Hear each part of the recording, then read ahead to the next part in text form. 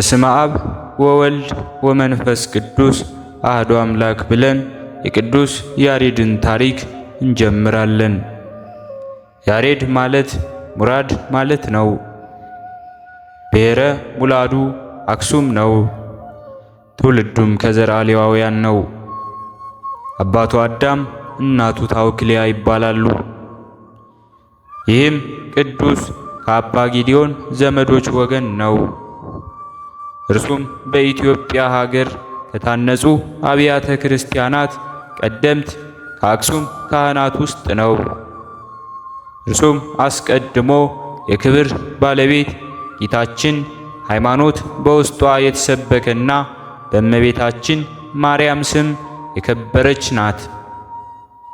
ይህም አባ ጌዲዮን ትምህርትን ሊያስተምረው በጀመረ ጊዜ ነገር ግን ቅዱስ ያሬድ መማር ተሳነው።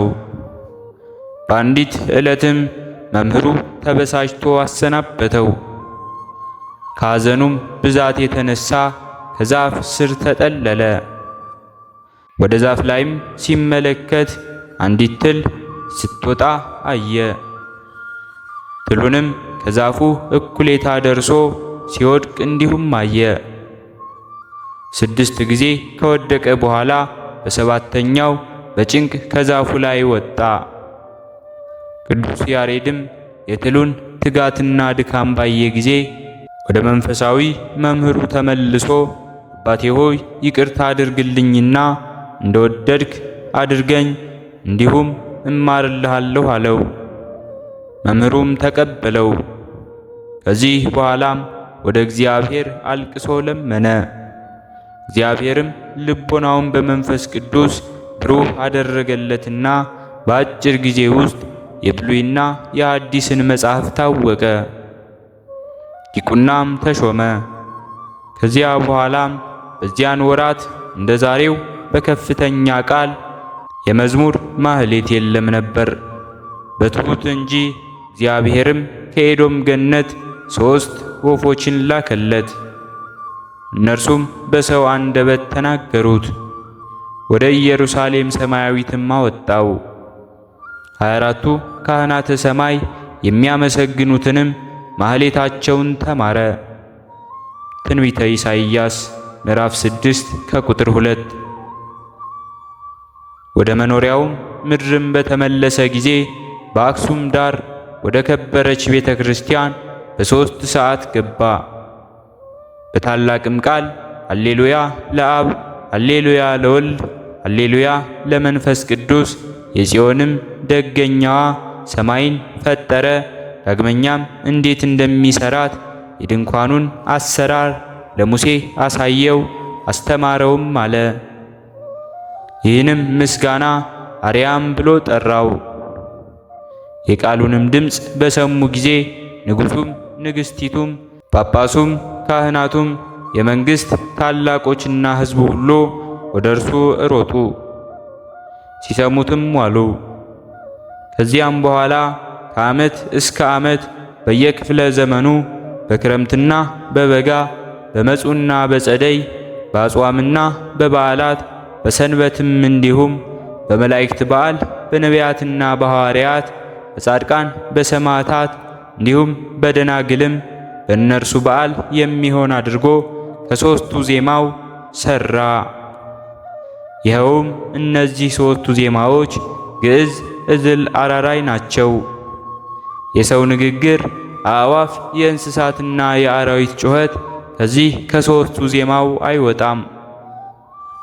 በአንዲት ዕለትም ቅዱስ ያሬድ ከንጉሥ ገብረ መስቀል እግር በታች ቆሞ ሲዘምር ንጉሡም የያሬድን ድምፅ እያዳመጠ ልቡ በተመስጦ ሄደበትና የብረት ዘንጉ በያሬድ እግር ላይ ተከለው።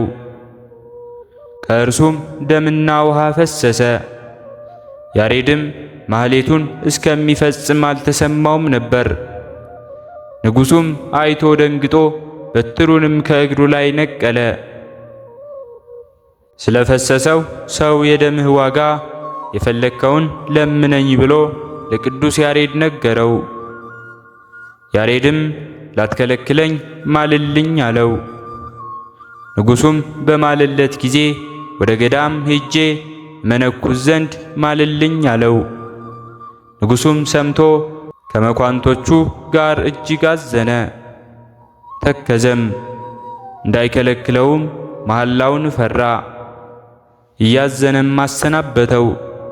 ከዚህ በኋላም ቅዱስ ያሬድ ወደ ቤተ ክርስቲያን ገብቶ በታቦተ ጽዮን ፊት ለፊት ቆሞ ፈጽሞ የተመሰገንሽ የከበርሽና ከፍ ከፍም ያልሽ የብርሃን መውጫ የሕይወት ማዕረግ የሚለውን ምስጋና እስከ መጨረሻው ሲናገር ክንድ ያህል ከምድር ከፍ ከፍ አለ። ይህ ጸሎትም አንቀጸ ብርሃን ነው። ከዚህ በኋላም ወደ ሰሜን አገር ሄዶ በጾም በጸሎት በዚያ ተወስኖ ሥጋውን እጅግ እያደከመ ኖረ።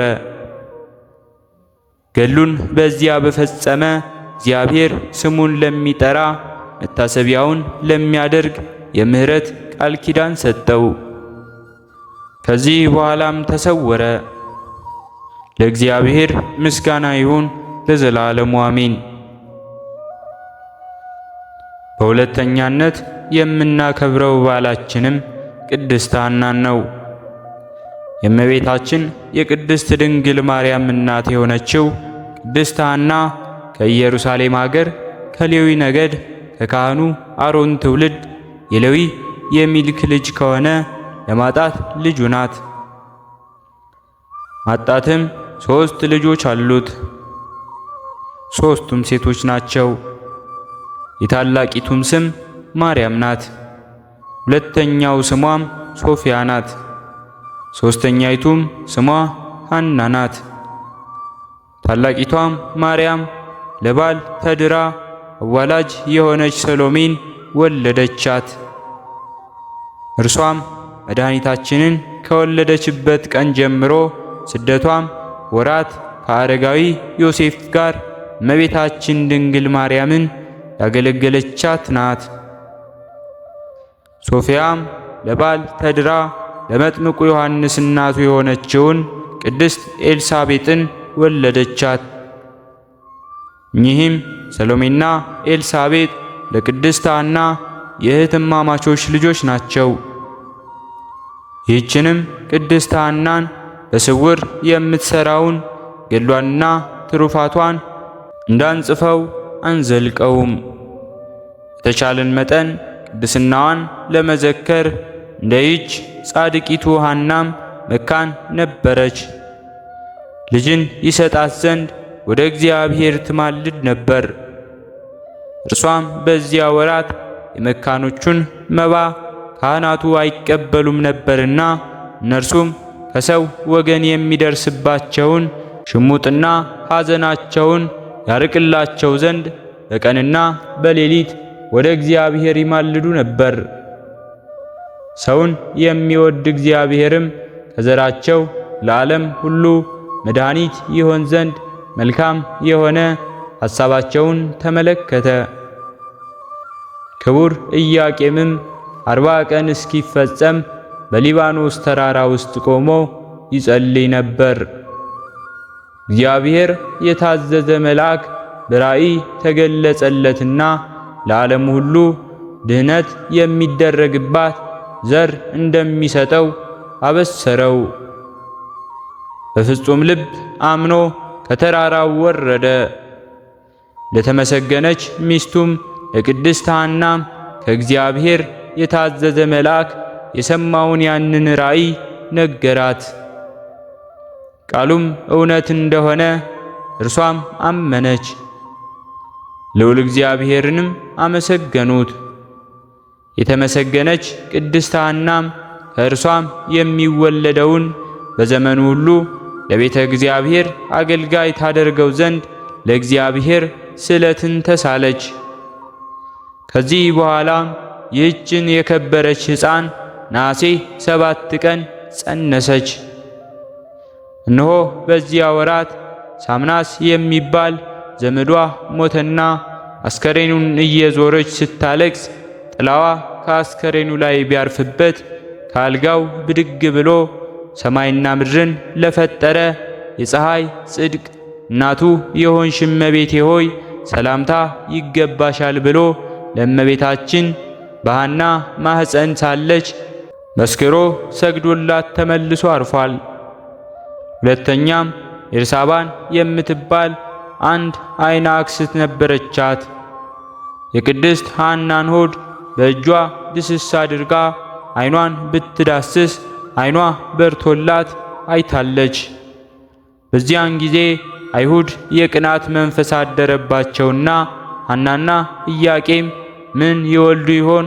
አባቶቻቸው ዳዊትና ሰለሞን 40 ዘመን ገዙን። ከሐናና ከኢያቄም የሚወለደውማ ሳትወለድ ሙት ያስነሳች፣ ስትወለድማ እንደ ሰም አቅልጣ እንደ ገል ቀጥቅጣ ትገዛናለች፣ ከወዲሁ እናጥፋት ብለው በጠላትነት ተነሱባቸው። መልአኩ ቅዱስ ገብርኤል ለኢያቄም በራእይ ተገልጾ ተነስ ሐናን ያዝና ወደ ሊባኖስ ተራራ ሂድ አለውና በሊባኖስ ተሰደው እንዳሉ ግንቦት 21 ቀን ለመለኮት ማደሪያ ትሆን ዘንድ የተመረጠች የዓለም ሁሉ መመኪያ የሆነች እመቤታችን ቅድስት ድንግል ማርያም ተወለደች። አንቺ ያልወለድሽ መካን ሆይ ደስ ይበልሽ፣ ዘርሽ አሕዛብን ይወርሳሉና የፈረሱትንም ከተሞች መኖሪያ ታደርጊያለሽ እንዳለ ትንቢተ ኢሳይያስ ምዕራፍ 54 ከቁጥር 1። ስሟንም ማርያም ብላ ሰየመቻት። ትርጓሜውም እመቤት ማለት ነው። አንድም ማርያም ማለት እመብዙሃን ማለት ነው። ደግሞም ሀብትና ስጦታ ማለት ነው። በእውነት የዓለሙ ሁሉ እመቤት ናት። ሁላችን በእርሷ ሰማያዊ ሀብት ልጅነት ያገኘንባት እናት ናትና በተወለደችበት ቀንና በእርሷ ጊዜም እናቷ ቅድስት ሐና የ15 ዓመት ኢያቄምም የ30 ዓመት ጎልማሳ ሆነዋል። ሐናም በወለደች ጊዜ በበረሃ ስለወለደች ለስንቅ ከቋጠሩት ጥራጥሬ ትንሽ ንፍሮ እየቀቀሉ ትንሽም ገንፎ እያቀመሷት ቆየች።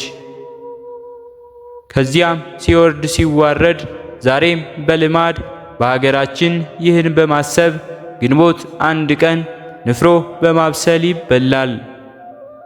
ለእግዚአብሔር ምስጋና ይሁንና የሥጋና የነፍስ መድኃኒት ሆነች። እርሷን እናቱን ለሰጠን በረከቷም ከሁላችን ከክርስቲያን ወገኖች ጋር ለዘላለም ይኑር አሜን። አምላክን የወለደች እመቤታችን ቅድስት ድንግል ማርያም እርሷ ናት። ስለዚህም ይህን ታላቅ ጸጋ ስለሰጣት የበዓሏን መታሰቢያ በደስታ ልናበስር ይገባል። ይቅርታዋ ምሕረቷ ከእኛ ጋር ይሁን ለዘላለሙ አሜን። ሕሊናችን በማሰባሰብ አባታችን ሆይ እንበል።